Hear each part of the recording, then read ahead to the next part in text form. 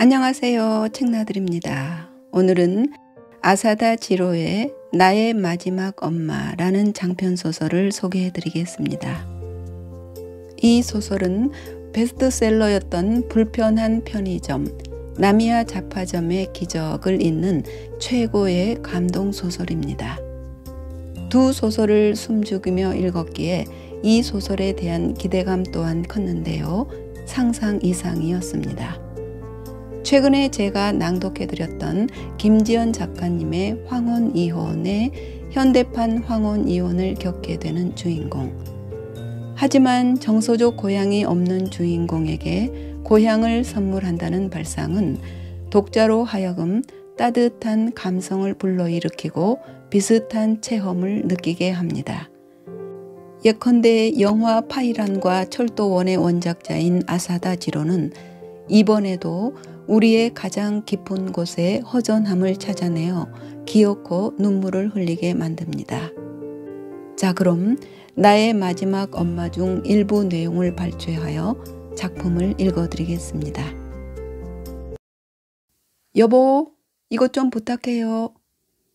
여느 때처럼 둘만의 저녁 식사를 마친 뒤 뒷정리한 식탁 위에 아내가 종이 한 장을 내려놓았다. 이혼 신고서였다. 출가한 두 딸 중 어느 한쪽의 것이라고 생각해 순간 숨을 멈추었다. 이혼 이야기가 나올 만큼 부부 사이가 나쁘단 말은 들은 적이 없다. 난 아무 말도 못 들었는데. 말하지 않았을 뿐이에요. 당신 멋대로 말하지 말고 차근차근 설명해줘. 무로타 세이이치는 TV 스위치를 껐다. 그답지 않게 몹시 당황했다. 큰딸도 작은딸도 이미 자식들이 있다.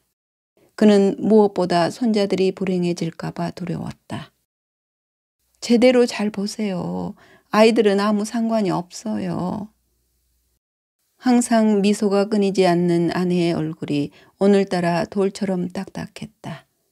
이혼 신고서에 눈길을 떨구고 나서야 겨우 알아차렸다.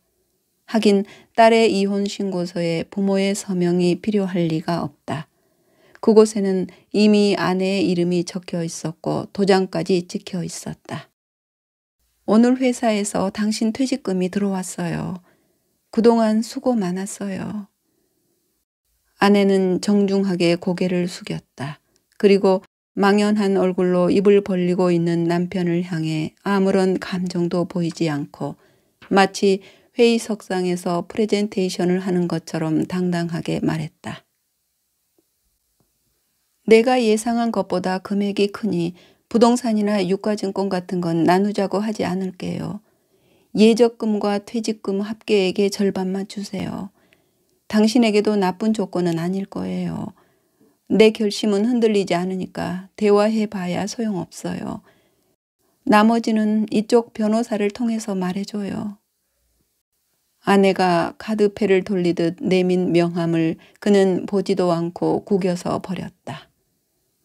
다시 한번 말하지만 당신 멋대로 말하지 말고 차근차근 설명해줘. 아내는 쌀쌀맞게 되받아쳤다. 난 항상 멋대로 행동하는 당신에게 32년이나 맞춰줬어요. 차근차근 설명하는 시간은 단 1초도 아까워요. 아무튼 당신과 같은 공기를 마시고 사는 건 이제 지긋지긋해요. 내 멋대로 행동한 기억은 없다. 정근은 월급쟁이의 숙명이고 도박을 하거나 여자가 있었던 적도 없었다. 그렇다면 남자인가? 라고 말하려다 되삼켰다. 좋아하는 사람이라도 생겼어? 미안하게 됐네요. 그런 이유라면 좋았을 텐데요. 그래서 이유를 묻고 있잖아. 아내가 그의 가슴을 가리켰다. 이유는 당신이에요. 무슨 뜻인지 알 수 없었지만 그래도 마음이 조금 편해졌다. 객관적으로 봐도 아내는 그 나이에 걸맞게 매력적이다. 그만큼 돈도 투자하고 노력도 하고 있다. 젊은 시절에는 미인이라고 할 정도는 아니었지만 56이라는 나이는 그녀에게 잘 어울렸다. 이유는 당신이에요. 즉 무로타 세이이치의 존재 자체가 이혼 사유라는 뜻이다. 그는 최근 10년 사이에 몰라볼 만큼 살이 쪘다. 코를 많이 골지만 침실은 각방을 쓰니까 그런 문제는 아닐 것이다. 32년을 같이 살다가 이제 와서 뭐가 싫다고 하면 어쩌란 말인가. 남편의 눈으로 봐도 당신은 충분히 매력적이야. 고마워요. 당신한테선 처음 듣는 얘기네요. 하지만 접근하는 남자가 있다면 일단 의심부터 해봐. 그런 게 아니에요. 만에 하나 그런 거라면 난 당신뿐 아니라 내 인생의 절반을 빼앗긴 거나 마찬가지야. 머리가 돌아가지 않았다. 입술이 멋대로 움직이는 듯한 느낌이었다. 아니라니까요. 아내는 단호하게 덧붙였다. 당신이 싫은 거예요. 너무나 솔직하다. 날카로운 칼 같은 한마디에 무로타 세이이치는 공포를 느꼈다. 그것이 정당한 이혼 사유가 돼? 재판까지 갈 생각은 없어요. 당신이 합의해줘요. 합의할 리가 없잖아. 그럼 집을 나갈게요. 당신과 같은 공기를 마시고 싶지 않아요. 서늘함에 간담이 오그라졌다. 예금과 적금은 아내가 가지고 있다. 물론 오늘 들어왔다는 퇴직금도, 즉 지금 상황에서는 아내가 압도적으로 우위에 있었다. 맥주 직접 가져다 먹어요. 냉장고를 열고 아내에게 물었다. 당신도 마시겠어? 난 됐어요. 술로 대충 얼버무릴 얘기가 아니에요. 답답한 마음에 주먹을 불끈 쥐었지만 지금 손을 올린다면 훌륭한 이혼 사유를 만들어주게 된다. 애들은? 아무렇지도 않은 척하면서 물었다. 물론 알고 있어요. 둘 다 내 편이에요. 뭐 사위들은 깜짝 놀랐지만요. 당연하지. 다음엔 자기 차례라고 생각하면 어이가 없을 테니까. 말다툼은 하고 싶지 않았다. 지난 32년 동안 헤아릴 수 없을 만큼 말다툼을 했지만 말로 아내를 이긴 적은 한 번도 없었다. 그는 차가운 맥주로 목을 적시고 거실 소파에 앉았다. 눈을 치켜뜨고 노려보는 아내의 얼굴과 마주하고 싶지 않았다. 밤하늘에 별 그림이 그려진 타원형 벽시계가 밤 10시를 알리자 피터팬과 팅커벨이 춤을 추었다. 적어도 딸들이 은혼식 축하 선물로 이 시계를 사준 7년 전에는 평온한 가정이었고 화목한 부부였다. 집을 나가면 어디로 갈 거야? 이제 와서 친정으로 가진 않을 테고. 말도 안 돼요. 오빠에게 폐를 끼칠 순 없어요. 아버지가 남겨준 이 집은 부지런히 손질한 덕분에 앞으로도 얼마든지 살 수 있다. 도심까지 1시간밖에 걸리지 않는 60평짜리 땅은 제법 가치가 있을 것이다. 하지만 아내는 그렇게까지 요구하지는 않겠다고 한다. 애들은? 아까 말했잖아요. 애들은 둘 다 내 편이에요. 그렇다고 당신을 적으로 생각하는 건 아니니까 안심해요. 지금 장난해? 대학 등록금을 대주고 결혼까지 시켜줬으니 이제 아버지는 필요 없다는 거야? 정년 퇴직해서 돈을 못 버는 남자는 쓰레기에 불과하냐고. 여보, 진정해요. 그래도 아내는 냉정했다. 대본이라도 있는 게 아닐까 의심될 만큼 말은 정확했고 행동 거지에도 흐트러짐이 없었다. 애들은 내 결정과 상관없어요. 단지 내 의견에 찬성해 주었을 뿐이에요. 당신과 나만 헤어지는 거예요. 아내의 주장은 논리적으로도 윤리적으로도 그리고 법적으로도 이해할 수 없었다. 본래 생판 남인 부부가 종족 번식과 노동의 의무를 마치고 아이들을 둥지에서 떠나보냈다면 더 이상 같이 살 이유는 없다라는 생물학적 논리로밖에 받아들일 수 없었다. 우리 차분히 대화하지 않겠어? 그는 최대한 여유 있는 미소를 지으며 말했다. 아니에요. 그러면 오히려 얘기가 복잡해져요. 난 먼저 잘 테니까 혼자 생각해 보세요. 여보, 잠깐만. 이건 너무하잖아. 아내는 그의 말을 귓등으로도 듣지 않고 거실에서 나갔다. 목욕물은 받아 놓았어요. 라는 비정한 목소리만을 복도에 남긴 채. 혼자 생각해 보려고 해도 머리가 돌아가지 않았다. 황혼, 이혼이라는 단어는 알고 있었지만 가까운 사람 중에 그런 사례가 없어서인지 일종의 도시 전설처럼 생각했다. 하지만 아무래도 지금 이 상황은 현실인 모양이다. 지금까지 끊지 못했던 담배에 불을 붙이고 혹시 이게 원인이 아닐까 생각했다. 아니, 아내의 단호한 모습으로 볼 때 담배는 원인의 극히 일부분일 수는 있어도 전부는 아니다. 아내는 더 본질적인 남편의 존재 자체에 대해 혐오감을 느끼는 듯했다. 한마디로 말하면 같은 공기를 마시고 싶지 않을 만큼. 스마트폰을 움켜쥐었으나 딸들에게 이유를 물어볼 용기는 나지 않았다. 거실이 몹시 넓게 느껴졌다.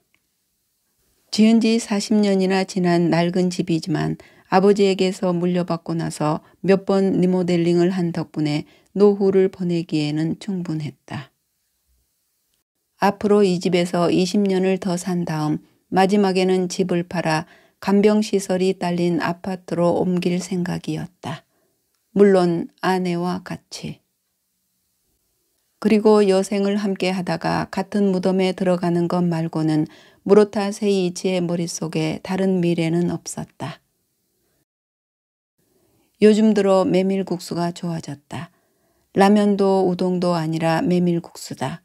살짝 시장기가 돌면 잠시도 망설이지 않고 서서 먹는 메밀국수집에 들어갔고 점차 여기저기 유명한 가게를 찾아다니다가 결국은 시청에서 주최하는 메밀국수 만들기 강좌까지 다녔다.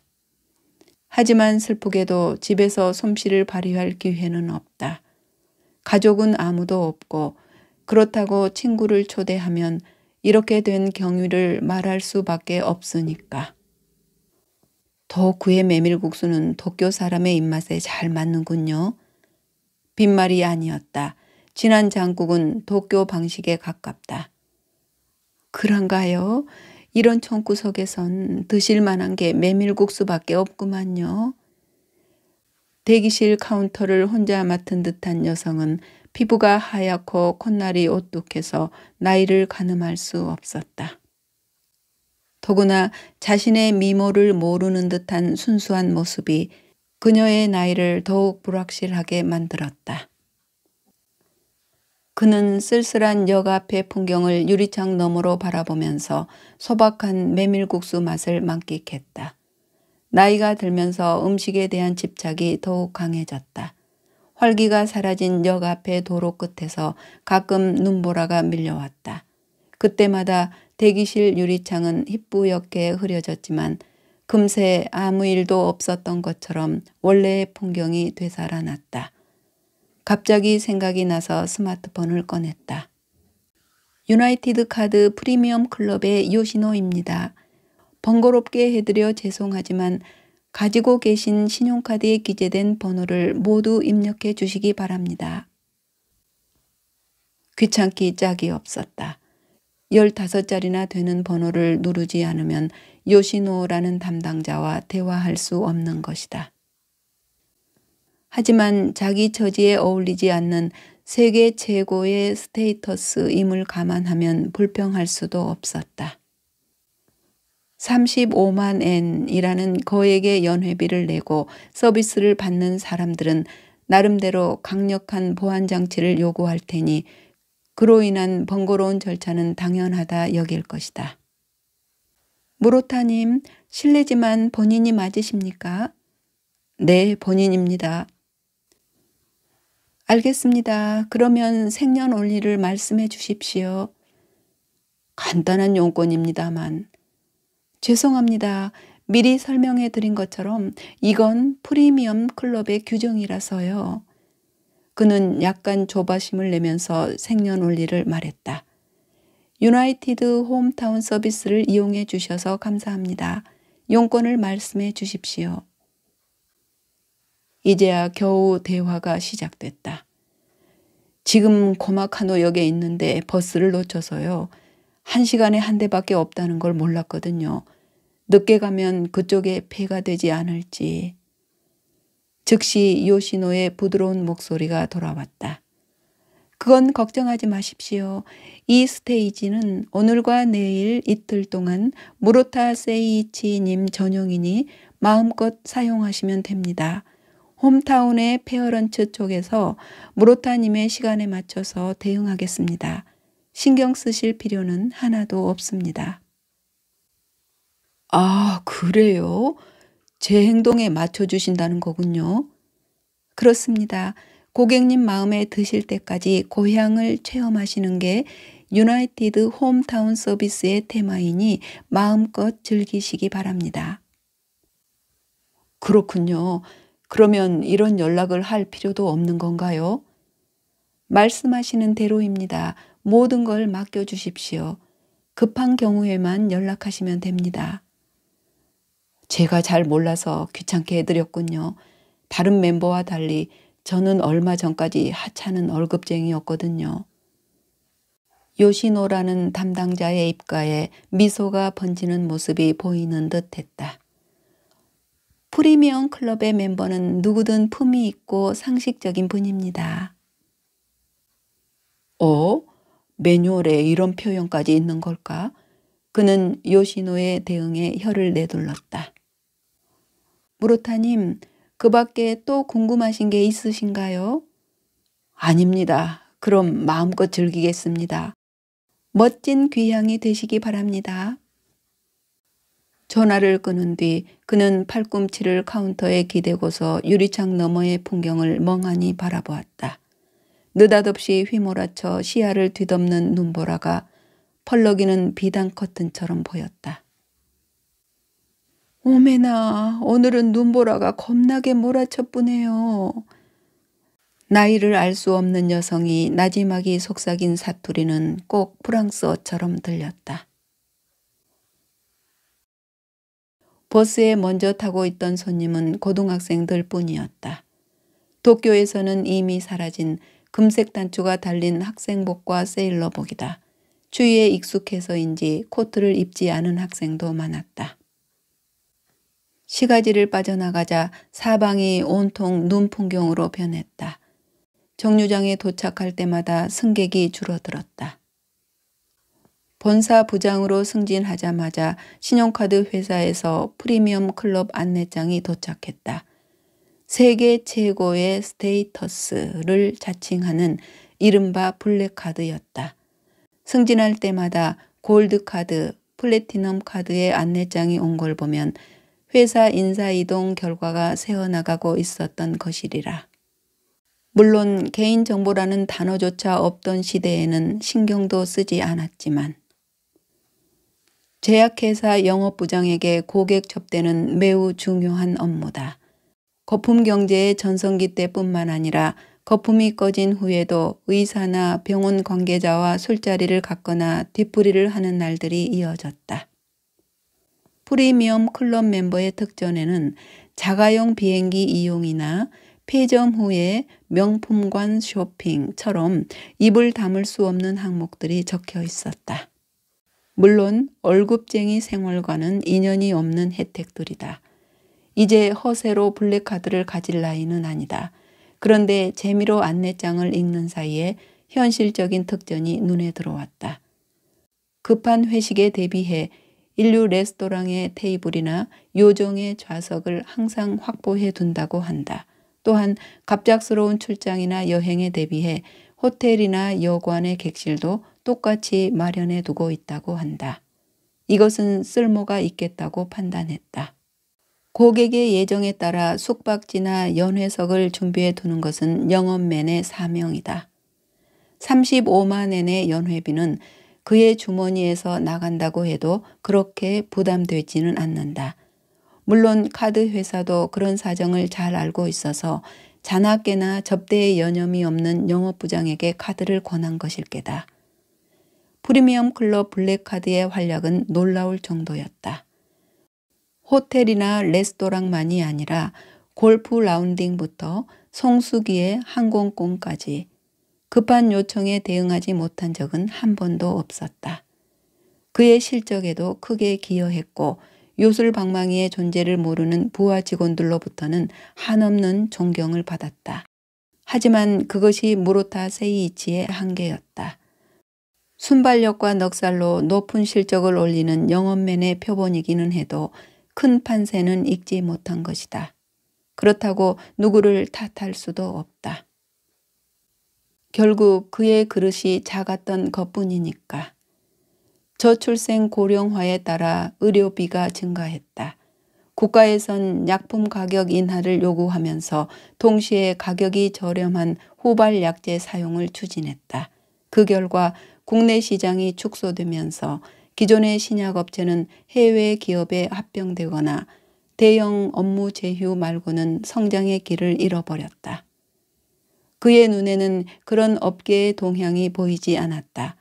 회사가 원하는 인재는 세계적인 시야를 가진 젊은 엘리트와 획기적인 신약을 개발하는 연구원일 뿐이다. 실적과 커리어만으로 본다면 50대 중반에는 이사 겸 영업본부장으로 승진해야 했지만 회사에서는 그를 교토시 교외에 있는 간사이 유통센터장으로 보냈다. 좌천은 아니었다. 월급쟁이로서 남은 인생을 보내기엔 적당했기에 무로타 세이이치는 자신에게 알맞은 장소를 얻었다고 생각하기로 했다.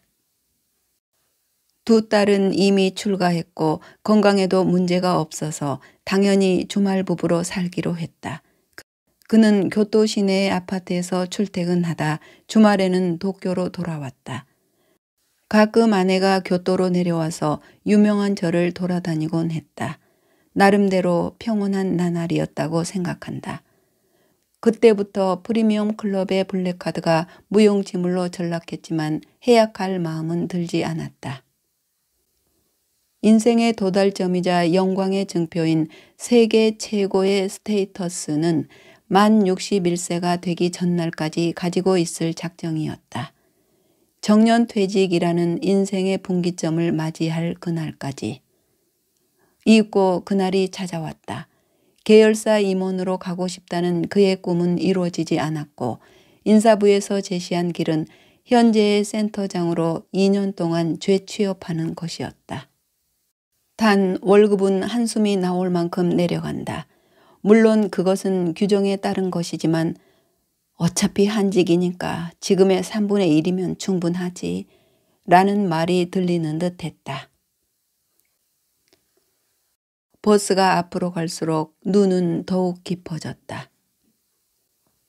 빛도 그림자도 없이 오직 한 가지 색밖에 없는 세계는 가슴에 독으로 다가왔다. 여름에 접어들 무렵 정년을 맞이하고 그 뒤 6개월이 지났는데 아직도 현실을 받아들일 수 없었다. 40년이나 근무한 직장과 32년이나 부부로 살아온 아내가 동시에 자기의 인생에서 사라진 것이다. 하얀색을 덧칠하듯 눈은 끊임없이 내렸다.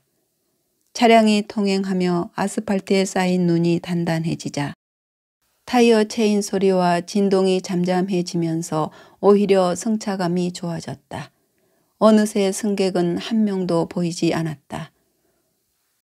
부부는 어차피 남이니까 사랑도 정도 사라지고 생리적 혐오감이 커졌다면 그보다 더한 이혼 사유는 없으리라. 어쨌든 같은 공기를 마시고 사는 건 이제 지긋지긋한 것이다.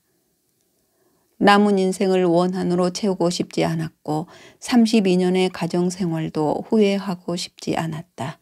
그래서 변호사를 찾지 않고 아내가 원하는 대로 해주었다. 하지만 한 가지 용서하기 힘든 일이 있었다. 이혼 이야기를 꺼내기 전에 아내는 그럴듯한 핑계를 대면서 퇴직금을 일괄 수령하자고 주장했다. 요즘 세상에는 회사를 믿을 수 없다는 둥, 만약 망하거나 장차 유럽의 제휴기업으로 넘어가는 사태가 발생하면 연금으로 대체한 퇴직금을 한 푼도 돌려받지 못할 수도 있다는 둥. 아이를 낳기 전까지 대형 은행에 다녔던 아내는 경제 사정에 빠삭해서 고금리 시대에는 예금을 절묘하게 운용해 주었다. 그런 만큼 아내의 말에는 설득력이 있었다. 퇴직금을 대부분 기업연금으로 대체하는 이유는 정년퇴직 이후 늘어난 평균 수명과 세금 문제 때문이다. 따라서 퇴직금의 일괄 지급을 요구하는 사람은 거의 없다. 주택대출금이나 개인적인 채무의 변제 또는 창업 자금 때문에 요청하는 경우가 가끔 있는 정도라고 했다. 아내가 파놓은 함정이었다. 예적금과 함께 3천만 엔이 넘는 퇴직금까지 손에 넣은 아내는 남은 인생의 선택권을 장악한 것이다. 자신보다 머리가 좋은 사람인 줄은 알았지만 비정한 사람인 줄은 몰랐다. 그래도 부동산과 유가증권까지 요구하지 않은 것은 마지막으로 남긴 온정이었을까. 다음은 아이카와 다리입니다. 녹음된 공허한 목소리가 목적지에 도착했음을 알려주었다. 유리창에 맺힌 물방울을 치워도 집 같은 건 보이지 않았다. 뭔가 착오가 있어서 눈밭에 혼자 버려지는 일은 상상만 해도 끔찍하다. 배낭 안을 더듬어 서류를 꺼냈다. 카드 회사에서 받은 유나이티드 홈타운 서비스의 안내장이다. 고마카노 역에서 버스로 약 40분, 겨울철에는 눈으로 인해 다소 지연될 수도 있습니다. 아이카와 다리 정류장에서 하차, 택시나 렌터카를 이용하시는 경우에는 아이카와 다리 정류장 근처에 있는 자은사 앞에서 내리시면 됩니다. 안내장의 설명은 지나치지도 모자라지도 않았다. 이 서비스의 주제가 귀향인 만큼 설렘으로 가득 찬 멤버의 마음을 깨뜨려선 안 된다는 배려이리라. 손님, 아이카와 다리에서 내리시는 거 아니단가요? 운전기사의 목소리에 흠칫 놀라서 그는 황급히 하차벨을 눌렀다. 하지만 아이카와 다리 정류장까지는 아직 멀었다.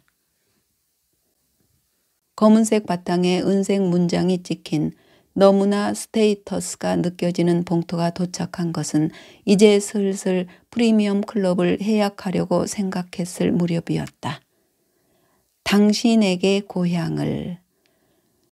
헤드카피만 봤으면 지방 특산품의 통신 판매라고 여겼을 것이다.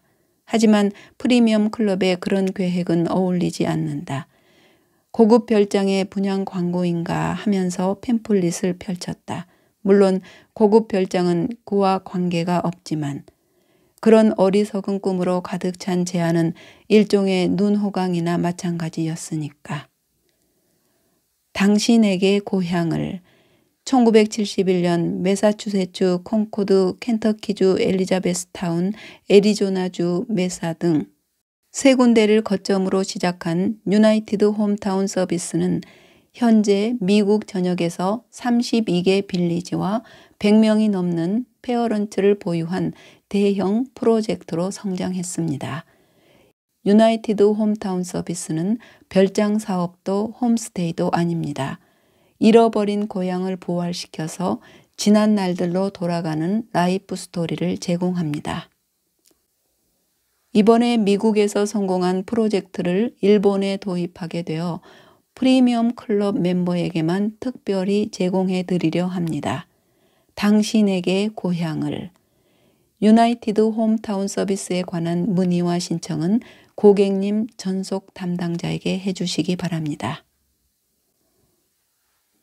아이카와 다리 정류장에서 버스가 멈추었다.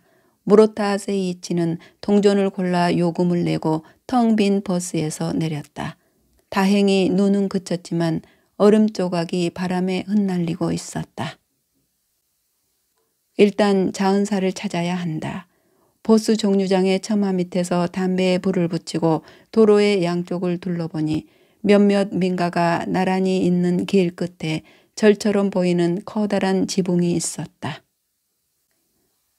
1박 2일에 50만 엔. 세금 별도. 무로타 세이치는 그 가격이 싼지 비싼지 알 수 없었다. 독특한 테마 여행이라고 하면 비싸고 안내장에 있는 것처럼 라이프 스토리를 제공한다면 그 정도는 감당할 만한 것 같기도 했다. 무엇보다 아내와 헤어지고 딸들과도 거의 연락이 끊어진 순간 금전 감각을 잃어버렸다. 예적금과 퇴직금의 절반이 사라졌으니 이제 인생 계획을 다시 짜야 했지만 가정이라는 그릇이 없어진 순간 더 이상의 돈의 가치를 알 수 없게 되었다. 그는 담배 연기를 토해내면서 원한도 복수도 없고 인간적인 굴레에서도 풀려나는 그런 곳으로 돌아온 것이라고 마음먹기로 했다. 그렇게 생각하지 않으면 50만 엔이라는 가격은 너무 비싸니까. 아따, 이게 뉘기요? 세이짱 아니단가? 길 맞은편에서 경트럭이 멈추고 창문이 내려갔다. 솜옷을 입고 털모자를 쓴 노인이 얼굴을 내밀었다. 자네 무로타 씨 댁의 세이짱이제? 시상에 이게 얼마만인겨? 혹시 엑스트라인가? 그렇다면 이것은 상상을 초월하는 접대가 아닐 수 없다. 생각해보니 신청서 항목은 매우 자세한 것까지 적어야 했고 그 중에는 어린 시절의 호칭도 있었다. 이야, 그동안 격조했습니다. 건강해 보이셔서 다행입니다. 영업을 오래 한 탓인지 순간적으로 인사말이 튀어나왔다. 인사를 받으면 상대가 누구인지 몰라도 아는 척하면서 재빨리 대응하는 것이 영업맨의 철칙이다. 예상한 대로 노인은 살짝 당황한 표정을 지었다.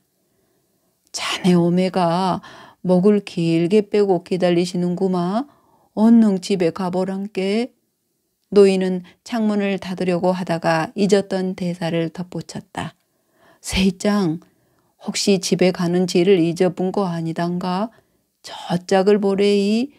절의 모퉁이를 돌아서. 자은사 말씀이시군요. 그려.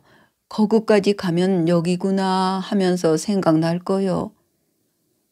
거기에 가면 금방 알아볼 수 있는 집이 있다는 뜻이리라.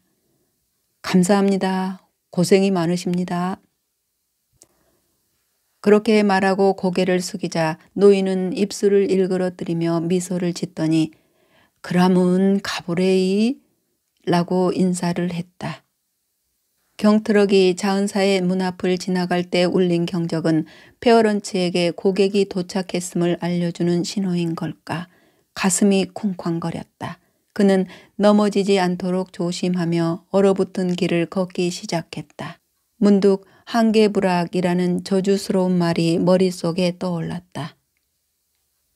노인들만 남아서 사회 공동체를 유지할 수 없는 마을을 가리키는 말이다.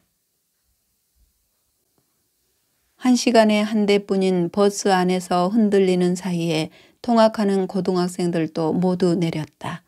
결코 통학할 수 없는 거리는 아니지만 이 마을에는 아이들도 아이들의 부모에 해당하는 세대도 없는 게 아닐까. 눈 밑의 길은 꽁꽁 얼어 있었다. 그는 한 걸음 한 걸음 조심스럽게 걸었다. 지나가는 차도 지나가는 사람도 없었다. 들리는 것은 피리 같은 바람소리 그리고 추위와 기대감으로 쿵쾅거리는 자신의 심장 소리뿐이었다. 도쿄에서 나고 자란 무로타 세이이치는 고향이라고 할 만한 곳이 없었다. 조부는 군마, 조모는 나가타 출신이었지만 양쪽 모두 고향과의 인연은 이미 끊어졌다. 즉 부모 세대에 이미 고향이 없는 것이다. 도쿄 사람 중에는 그런 경우가 드물지 않다. 땅값이 급등하기 시작한 무렵 아버지는 도쿄 시내에 손바닥만 한 땅을 팔고 교외로 옮겼다. 그 순간 무로타 집안의 고향은 완전히 없어졌다. 유나이티드 홈타운 서비스라는 기묘한 제안에 그가 관심을 가진 배경에는 돌아갈 고향에 대한 달콤한 향수가 있었다. 그에게는 고향이라는 존재 자체가 이룰 수 없는 꿈이었던 것이다. 그리고 한 가지 이유가 더 있었다. 예전에 2년 동안 혼자 미국에 부임한 적이 있었다. 그 당시 세계적으로 주목받은 바이오 기술을 둘러싸고 선진 의약품 회사와 제휴 방식을 모색하는 게 그의 사명이었다. 나중에 돌아보니 그것은 그의 역량을 펼칠 수 있는 좋은 기회였다. 하지만 애석하게도 언어의 장벽으로 인해 성과를 올리지 못한 채 돌아와야 했다. 고작 2년이었지만 그래도 그때의 그는 미국을 온몸으로 느꼈다. 파워풀하고 다이내믹하며 그런데도 금욕적인 미국을. 그는 추상적인 팸플릿의 내용을 구체적화하여 상상해 보았다. 세계에서 가장 부지런하고 능력 있는 비즈니스맨이 짧은 휴가를 효율적으로 보내려고 한다면 마이애미의 햇빛과 라스베이거스의 소란을 선택하진 않을 것이다. 오히려 그들이라면 1박 2일에 $5,000의 비용을 주고라도 가공의 고향으로 돌아가고 싶어 하지 않을까. 물론 노무 관리가 잘 정비된 유럽에서는 그런 발상이 있을 수 없다. 만약 미국과 똑같은 프로젝트를 적용할 곳을 찾는다면 노동 환경이 비슷한 일본뿐이리라. 자네 세이짱 아니단가? 한동안 못 보는 사이에 솔찬히 살이 쪘구만. 자은사의 돌계단 위에서 눈을 쓸면서 주지스님 같은 노승이 웃는 얼굴로 말했다. 아하, 안녕하세요. 그동안 격조했습니다. 또 멋대로 입이 움직였다. 영업맨의 슬픈 습성도 한몫했지만 이렇게 된 바에 자신도 상대의 서비스를 한껏 즐기자는 마음이 든 것이다. 뉴욕에서 매사추세츠의 홈타운으로 돌아간 고객이라면 또한 장난을 좋아하는 기질을 가진 미국인이라면 이 정도는 할 것이다. 스님도 역시 의표를 찔렸는지 눈 쓰는 손을 멈추고 한순간 할 말을 찾았다. 치오 아줌씨가 겁나게 좋아하면서 무덤을 청소하더마. 내일이라도 성묘하러 오래이. 아버지도 할아버지도 할머니도 기뻐하실 거요. 치오 아줌씨라는 건 페어런치의 이름이리라. 즉 아버지는 이미 세상을 떠났고 늙은 어머니가 도쿄의 상경한 아들을 애타게 기다리고 있다는 설정인 듯했다. 절의 모퉁이를 돌아서라고 경트럭을 탄 노인은 말했다. 저기 저 길이었던가요? 그려. 눈이 겁나게 내렸은께 길이 헷갈리는 것도 무리는 아니지. 자, 싸게 가보래이. 어메가 기다리시다 꽁꽁 얼겠구마. 아무리 오랜만에 찾아온다고 해도 태어나고 자란 집을 잊을 리는 없다. 순간적으로 생각한 말이든 아니든 대단한 배려가 아닐 수 없다. 경트럭이 울린 경적은 이 스님에게 보내는 신호였던 모양이다. 작은 내거리에는 머리에 눈을 인 돌부처님이 있었는데 약간 기울어진 부처님의 얼굴은 그의 고향집이 어딘지 가르쳐 주는 것처럼 보였다. 돌담의 모퉁이를 돌자 꼼꼼하게 쓸어낸 눈 사이로 난 작은 길이 삼나무가 빼곡한 산으로 이어져 있었다. 완만한 오르막 끝에 과연 고개를 끄덕이게 만드는 집이 있었다. 그림에서만 존재하는 듯한 산골의 마가리아였다. 멀리서 그 모습을 확인한 순간 무로타 세이치의 마음은 틀에 박힌 듯한 스토리로 뛰어들었다. 직장에서 쫓겨나고 아내와 자식에게도 버림받은 뒤 빈털터리가 되어서 고향으로 돌아왔다. 옅은 먹색 하늘을 가로지르는 감나무 밑에서 몸집이 작은 어머니가 발을 동동거리며 기다리고 있었다. 왔구마, 드디어 왔구마. 그렇게 말하며 두 손을 흔드는 어머니의 모습을 본 순간 그는 앞으로 고꾸라질 것처럼 언덕길을 뛰어 올랐다. 잘 와불었다. 서두를 것 없어. 여기는 네 집이니께.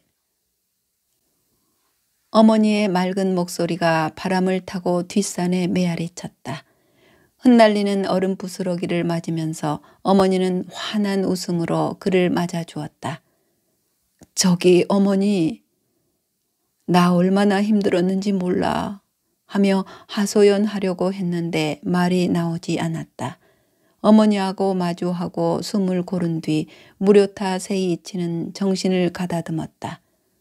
무료타입니다. 잠시 신세를 지겠습니다. 어머니는 주름진 눈을 동그랗게 뜨고 조용히 머리를 가로저었다.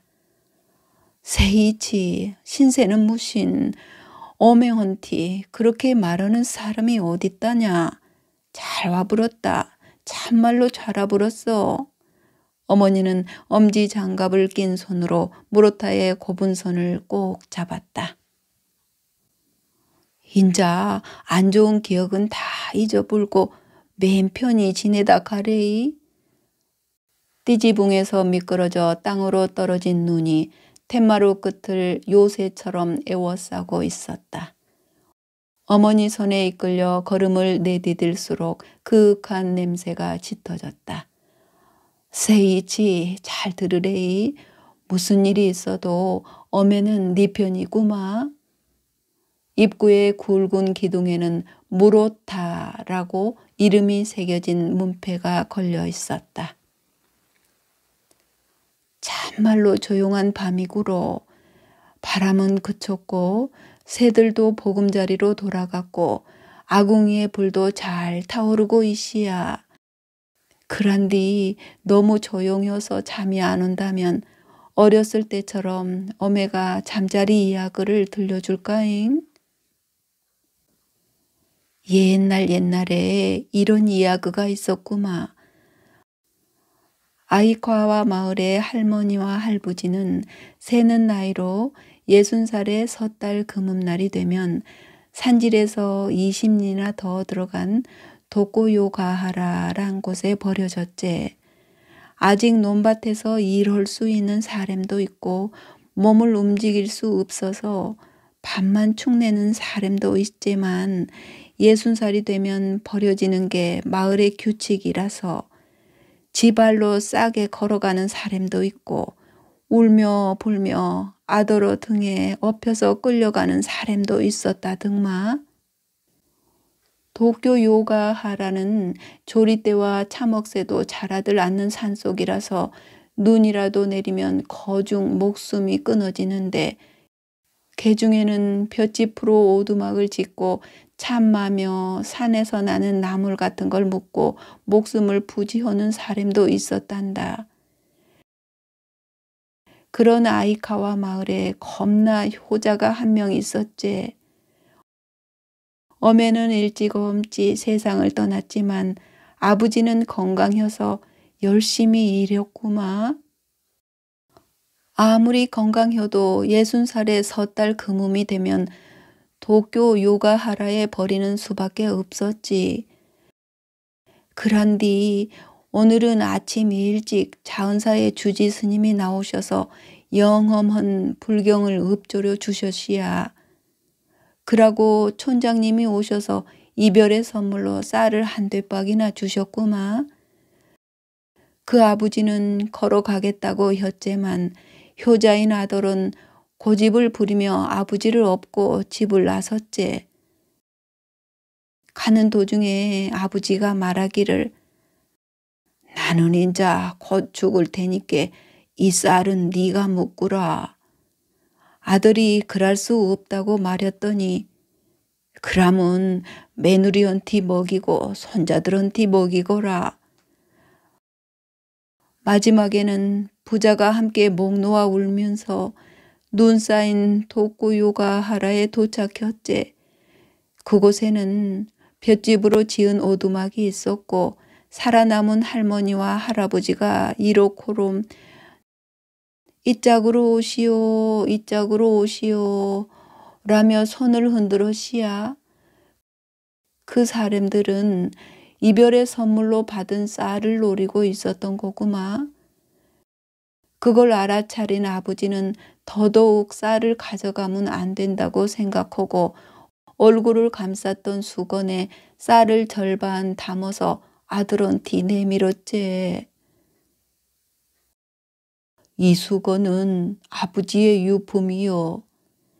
효자 아들은 묵직한 수건을 품에 넣고는 역시 목 놓아 울면서 산을 내려갔다더구마. 이 주변에는 연말이 되면 젊은 사람들이 늙은이의 집을 찾아가서 15홉을 놓고 가는 풍습이 있시야. 하지만 늙은이만 남게 된 지금 어느새 그런 풍습도 없어지고 말았지만 말이시.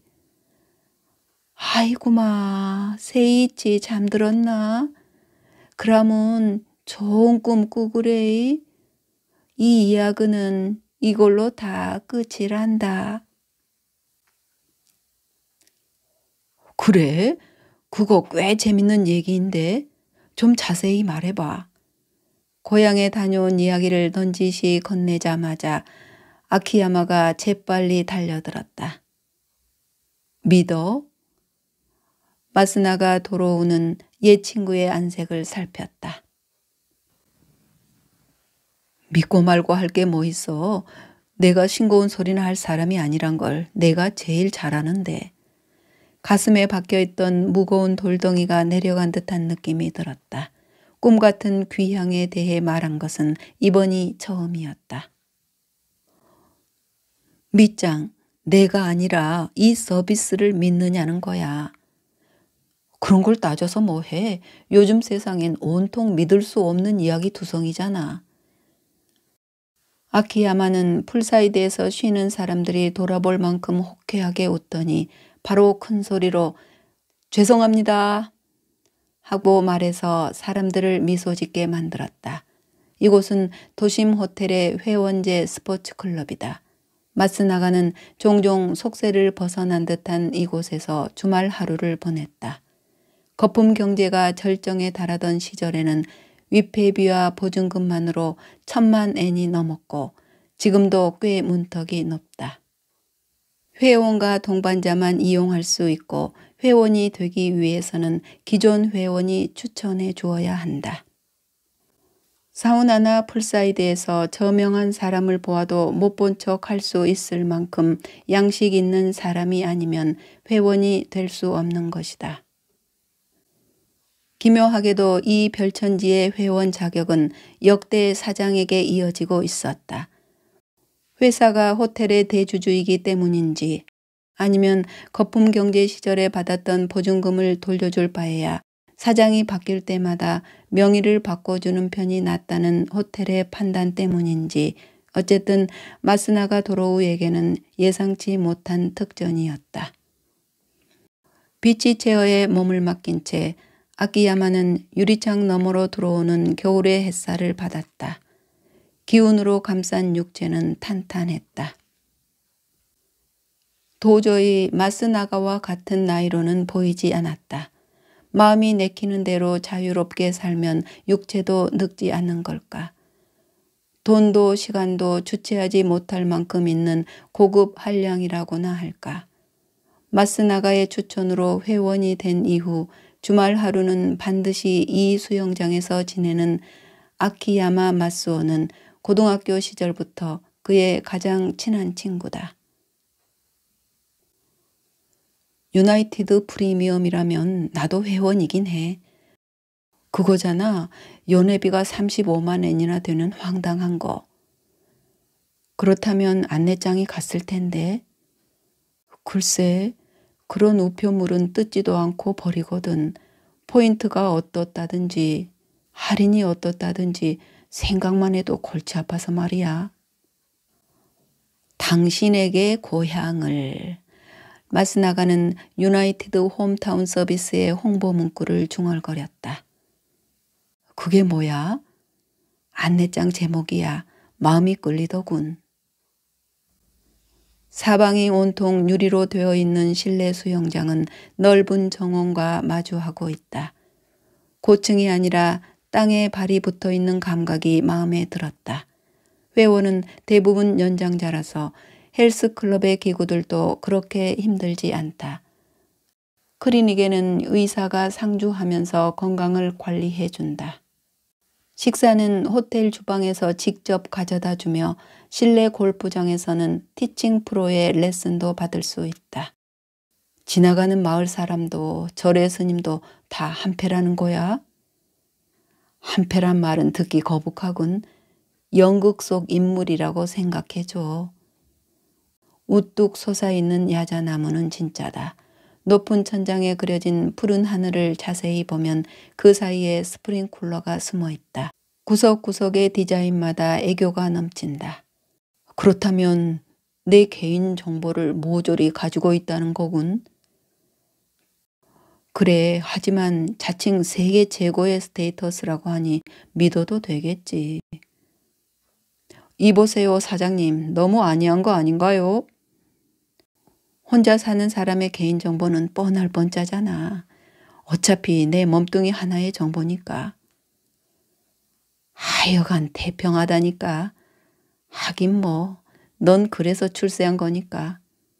마스나가는 적어도 자신보다는 더 태평하게 사는 친구의 옆 얼굴을 슬쩍 쳐다보았다.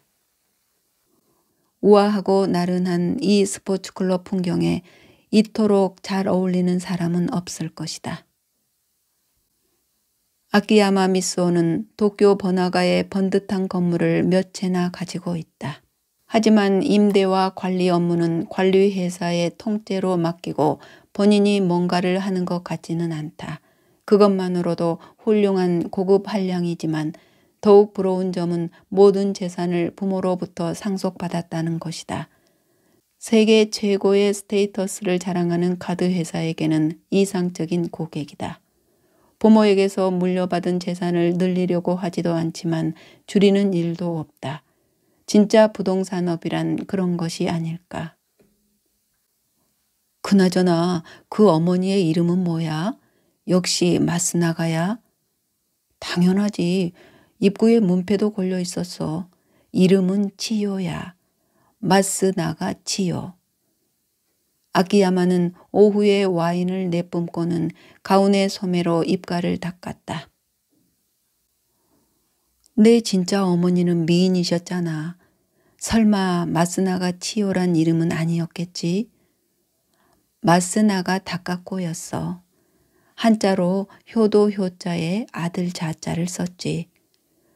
그런데 효도를 하기도 전에 돌아가셨군. 그때 연세가 어떻게 되셨더라? 52. 아직 한창 되셨잖아. 어머님 밥을 많이 얻어 먹었는데 장례식장에도 못 갔어. 신경 쓸 거 없어. 내가 설마 이제 와서 신경 쓰겠어? 좌우지간 마스나가 다카코 씨가 마스나가 치요 씨로 바뀐 거 아들인 너는 아무렇지도 않아? 어땠더라? 하고 마스나가는 그날의 기억을 더듬었다. 친어머니와 마스나가 치요라는 노파를 겹쳐서 생각하지는 않았다. 아직 젊고 아름다운 모습으로 세상을 떠난 어머니는 도쿄의 주택가에서 태어나고 자란 사람으로 마스나가 치요 씨와 공통점이 하나도 없었던 탓일까. 어머니 생각은 털끝만큼도 하지 않았어. 조금도 비슷하지도 않았고. 아키야마는 와인을 홀짝거리면서 머나먼 눈길로 수영장의 맞은편을 보았다. 그래, 시골 풍경과는 어울리지 않는 분이셨지. 그렇다면 뭐야? 도시의 아재들이 동경할 만한 고향을 마련해 놓고 그림에 그린 듯한 어머니를 캐스팅했다는 거야? 그건 정말 굉장하군. 그리고 넌 거기에 푹 빠져서 친어머니는 털끝만큼도 생각하지 않았고. 그렇게 되겠지. 그 무대는 일본인에게 고향 하면 떠오르는 곳이야. 신칸센에서의 접근성이며 시골 풍경이며 오래된 민가의 모습이며 그 모습을 보면 누구든 그런 마음이 들 거야. 지금 생각하니 기가 막히게 설계했군. 당신에게 고향을이라? 왠지 마음에 끌리는데 나도 한번 가볼까? 그런데 비용은 얼마야? 비치 체어에서 몸을 일으킨 마스나가는 아키야마를 향해 가까이 오라고 손짓했다. 1박 2일에 50만 엔. 세금은 별도. 교통비는 자기가 부담해야 하고. 뭐? 아키야마의 목소리가 높아졌다. 너무 비싸잖아. 너 경비로 처리할 수 있어? 그걸 어떻게 경비로 처리해? 개인적인 여행이잖아. 물론 국내 여행치곤 꽤 비싸지만 고향에 가서 어머니에게 용돈을 준다고 생각하면 돼. 아무리 그래도 그 돈을 내고 갈 마음은 들지 않는군. 뭐야? 그게 억만장자가 할 소리냐? 보기와 달리 아키야마는 손익 계산이 빠르다. 재산이 아무리 많아도 임대업자는 그래야 하는 것이리라. 그는 6년에 걸쳐 가까스로 대학을 졸업한 뒤 취직도 하지 않고 아버지 일도 돕지 않은 채 미국으로 건너갔다. 미국이 아득히 먼 나라였던 시절이다. 전문학교에 다니며 사진작가가 되겠다고 했지만 그 말을 믿은 친구는 한 명도 없었다. 그로부터 약 10년 동안 아키야마가 미국의 어디에서 어떻게 살았는지는 모른다. 그런데 10년 후 그는 놀랍게도 맨해튼에서 사진작가가 되어 있었다. 마스나가 도로우가 뉴욕으로 출장 갔을 때 우연히 상사 주재원을 통해 그의 소식을 알게 되었다. 낡은 상업용 건물에 있는 스튜디오에서 상품 샘플 등을 촬영하는 일본인 카메라맨이 있다는 것이었다. 아키야마란 이름을 들어도 한순간 믿을 수 없었지만 그 자리에서 전화를 걸어 확인하고는 서로 미친 듯이 좋아했다. 동화책에 나올 법한 마음씨 좋은 부잣집 할아버지였던 아키야마의 아버지는 감이 뛰어난 분이었는지 땅값이 폭등하기 전에 건물을 마구 사들여 막대한 부를 쌓았다. 현명하게도 경기가 좋아졌을 때에 건물을 팔지 않고 건실하게 임대업을 계속한 것이다. 이윽고 땅값은 떨어졌으나 임대료는 그대로 유지되었고 결과적으로 좀처럼 찾아보기 힘든 거품 경제의 승자가 되었다. 그런 아버지가 갑자기 돌아가시자 외아들인 아키야마는 금발의 아내와 놀랄 만큼 사랑스러운 쌍둥이 딸을 데리고 귀국했다. 지금은 아버지에게서 물려받은 아파트의 최상층을 어퍼 웨스트 사이드의 펜트하우스처럼 리모델링해서 완전히 일본인이 된 아내와 유유자적하게 살고 있다. 아름답게 성장한 쌍둥이 딸 중 한 명은 미국으로 건너갔고 한 명은 결혼해 홋카이도의 목장에서 산다. 손자는 4명 있지만 난 아직 할아버지가 아니야 라는 말이 그의 입버릇이다. 마스나가가 아는 아키야마의 인생은 대충 이렇다.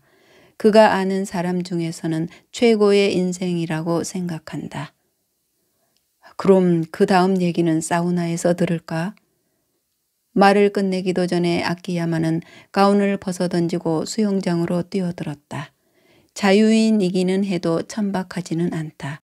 오히려 세상사에 얽매이지 않는 그의 담백한 모습을 마스나가는 좋아했다. 누에콩처럼 생긴 수영장 건너편에 로커룸이 있고 그 앞쪽에 목욕 공간이 있다. 헤엄칠 마음은 들지 않아서 마스나가는 풀사이드를 돌아서 걸어갔다. 그는 문득 생각했다. 아키야마가 50만 엔의 비용을 비싸다고 말한 것은 고향이 필요하지 않기 때문이 아닐까. 지금까지 자유롭게 살아온 그에게는 돌아갈 곳에 대한 동경 같은 건 없지 않을까. 그렇기 때문에 이 홈타운 서비스 이야기를 재미있게 들을 수 있는 게 아닐까. 그렇게 생각한 순간 마스나가 도로우는 처음으로 타인의 행복이 부러워졌다. 그러고 보니 너희 아버지는 한 번도 만난 적이 없었네. 어두컴컴한 사우나실에서 땀을 흘리며 아키야마가 말했다. 일 중독이었으니까 고도 경제 성장기에 흔히 볼 수 있는 일밖에 모르는 월급쟁이였지. 내가 그 뒤를 이어받은 거야? 이어받긴 난 비교도 할 수 없어. 아버지는 주말도 반납하고 오직 일에만 매달렸는데 그 덕분에 아들은 주 5일 근무에 야근 제로, 일해라가 아닌 쉬어라가 구호인 세대지. 두 사람은 난로 위에 돌을 쌓아 올린 이 클래식한 사우나를 좋아했다. 최신 원적외선 사우나보다 시로는 높았지만 온몸이 따끔할 만큼 건조한 공기가 기분 좋았다. 생각해보니 사우나 목욕탕이 처음 만들어진 건 그들이 대학을 다닐 때였다. 그들은 종종 수업을 땡땡이 치고 사우나에 갔다. 당시 사우나는 사치였으므로 용돈을 마음대로 쓸 수 있는 아키야마가 가끔 돈을 내주었다. 아버지는 몇 살에 돌아가셨는데? 61. 정년에 회사를 그만두고 남은 인생을 유유자적하게 살겠다고 말씀하시던 찰나였어. 어머니는 52에 아버지는 61. 원래 그렇게 단명하는 집안이냐? 시대가 다르잖아. 그동안 의학이 비약적으로 발전했으니 우리는 80에 죽어도 일찍 죽었다고 할 거야. 혼자 사는 사람은 일찍 죽는데 남자는 특히 그렇고. 이런 말을 해줄 사람은 전 세계에서 이 녀석뿐이다. 이해관계가 없는 옛 친구는 고마운 존재다. 밑장, 난 말이지 이제 슬슬 가족묘를 없애버릴까 생각 중이야. 무슨 말이야? 사촌이나 친척에게 폐를 끼치는 것도 좀 그렇잖아. 우리 집안의 무덤은 정리하고 내가 죽으면 뼈는 바다에라도 뿌려달라고 할까 해. 지금 제정신이야? 아키야마가 땀투성이가 된 얼굴을 마스나가에게 향했다. 네, 이야기는 여기까지인데요. 놀라울 만큼 환상적이고 입이 다물어지지 않을 만큼 현실적인 이 소설은 고향을 잃어버린 현대인에게 주는 선물이자 해독제입니다. 또한 작가가 선물하는 특별한 위로의 공간이기도 합니다. 나의 마지막 엄마, 일독을 권해드리며 그럼 오늘도 책과 함께 편안한 하루 되시길 바랍니다. 고맙습니다.